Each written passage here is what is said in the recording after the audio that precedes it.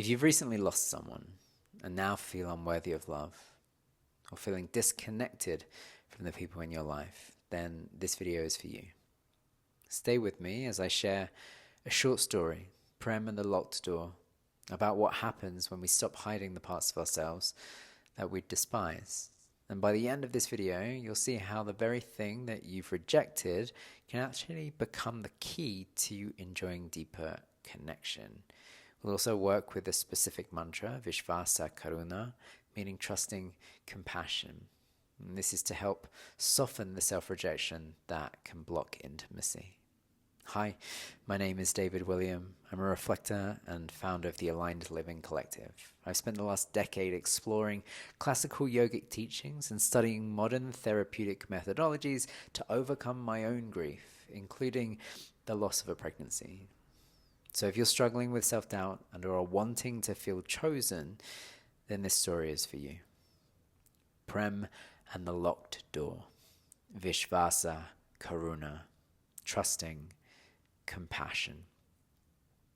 Dear adventurer, there was a room in Prem's house that he never entered. He told everyone it didn't exist, but it did. And in it was everything he despised about himself. The old voices, the shame, the memory of not being enough. One day, while Prem was washing the steps outside the house, a stranger approached, not with robes or thunder, but barefoot, smiling. "Do you mind if I come in?" the stranger asked. Prem hesitated. "You can, but not that room." "What's in it?" Prem looked away. "Something unlovable." The stranger nodded gently. "Then that's the room I most want to visit." Prem, trembling, reached for the key. It was rusted, like it hadn't been used in years.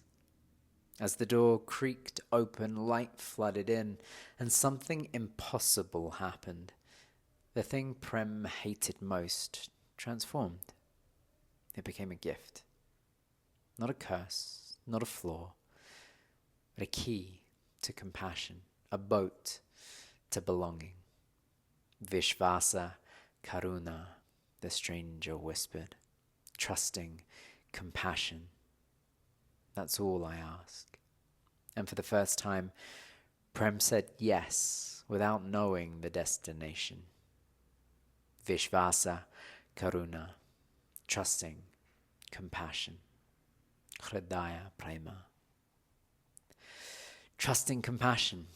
It can be so easy to show compassion to others, but to ourselves that can be sometimes quite challenging. There are two fundamental impurities to overcome as human beings: individuality and differentiation. There's also a third, but I'll save that for another video. Put simply though, we typically see the world either through a lens of fear or through a lens of shame. And this presents as one of two fundamental lies. The first being, I'm unsafe, and the second, I'm unloved. And while these may present themselves in a variety of ways, for example, I'm not enough, I'm not good enough, I don't have enough, I'm alone, I'm unloved, I'm different, essentially it boils down to those two things. I'm unsafe and I'm unloved. In Tantra, thoughts and feelings aren't separate though. They're inextricably linked. So these mistruths we hear in our head and sometimes speak out loud trigger an emotional response, which if we get caught in, then can send us into a spiral. That's certainly what happened to me. For me, it led into a depression that took me a year to climb out of. And that can be the challenge. How do you get out of a maze of the mind? Well, you use a map, of course, or just dissolve the walls. Sanskrit is often called language of the gods because it's more than a language. It's a vibrational science where each word mirrors what it names. So in Sanskrit, the word vibrates at the frequency of the thing that it points towards. And that's not true in something like English, in a language like English, which is why Sanskrit is such a beautiful technology, specifically mantra. So mantra meaning that which protects or liberates through reflection, are essentially reality in audible thought form. And when you repeat them, you're actually realigning your whole system to a sacred frequency. It's like a tuning fork for your entire instrument to bring it back into harmony with life. In Tantra, Viśvāsa means trust. Not blind faith, but the willingness to stay open when every instinct wants to shut down. And Karuna means compassion, that gentle seeing which holds pain without judgment. And together, Viśvāsa Karuṇā means trusting compassion, the courage to let love into the places we've believed we're unworthy. See, Tantra doesn't ask you to fix what's broken. It asks you to bring awareness into what's been exiled. Because only what's met with compassion can transform. So the pain, the suffering that we experience doesn't have to be a punishment. In Tantric teaching, it's seen as an opportunity, an invitation for reflection and integration, something to learn from, an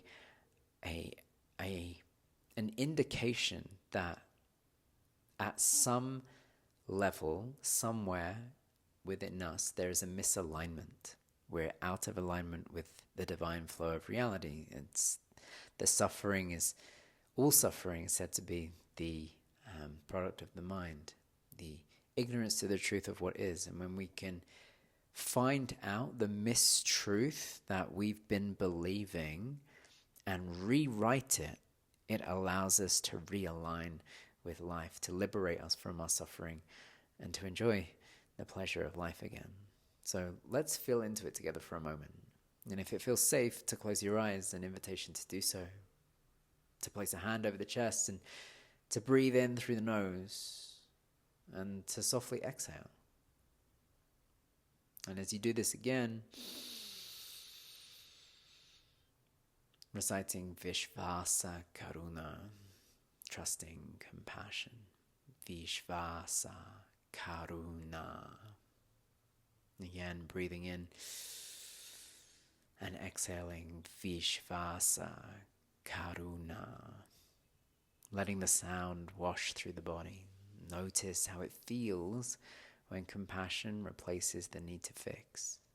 When you stop running from the room and simply let love enter. Your accompanying invitation with this mantra today is simple.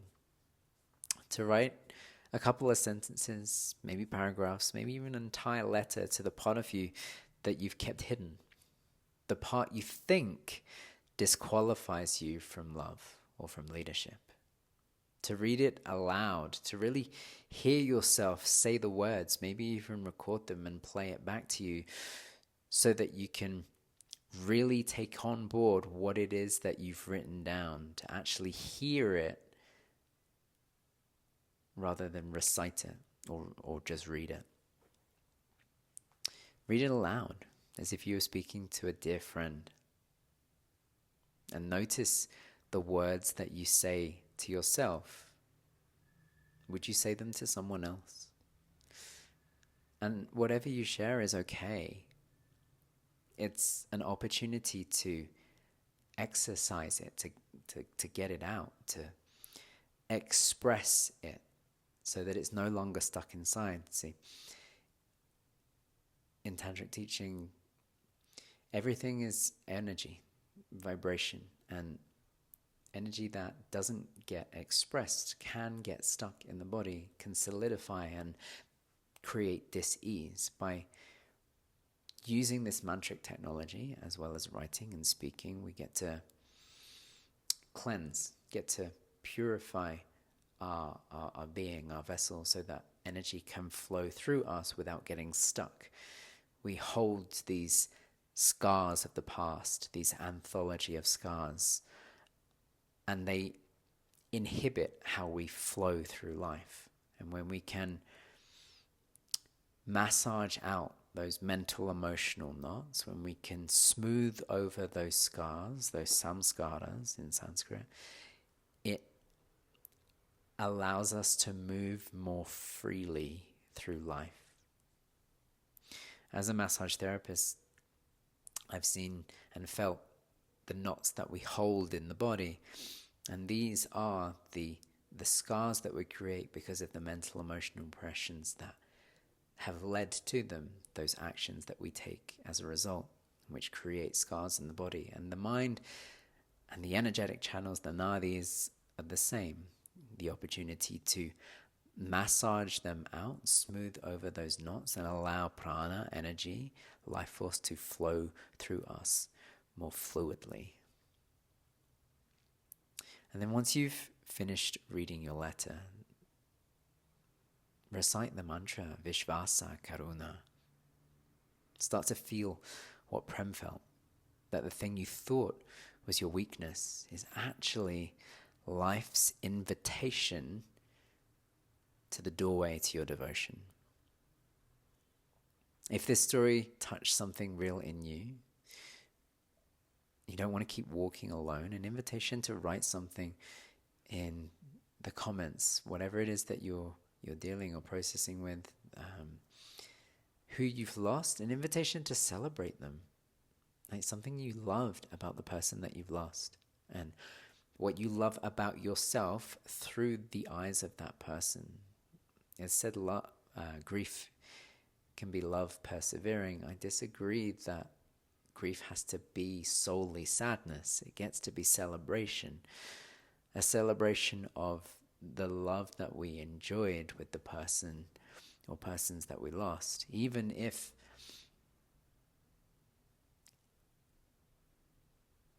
those loves that we enjoyed are only existing within us. They say people die twice. Firstly, when their body passes, they leave their body, and second, when they're forgotten. And what a beautiful gift to keep someone alive by remembering them and celebrating the impact that they had on your life. Feel free to write something. I'd love to hear. You can also join my free correspondence lists where I send out monthly integration packs like the one this video was based on, with story about Prem, mantra, and reflections and tantric teachings to help you reconnect to peace and love. You can step inside the Align Living Collective as a private community, or you can work with me one-on-one, where I'll guide you through a personalized session, blending tantric philosophy and therapeutic conversational hypnotherapy to help you trust compassion again and let love into the room you've locked the longest. All the links for that are in the description. And remember, the divine isn't waiting for you to be perfect. It's waiting for you to open the door. The part that you've closed away is the very place that devotion begins. Because love was never afraid of your truth. Viśvāsa Karuṇā, trusting compassion.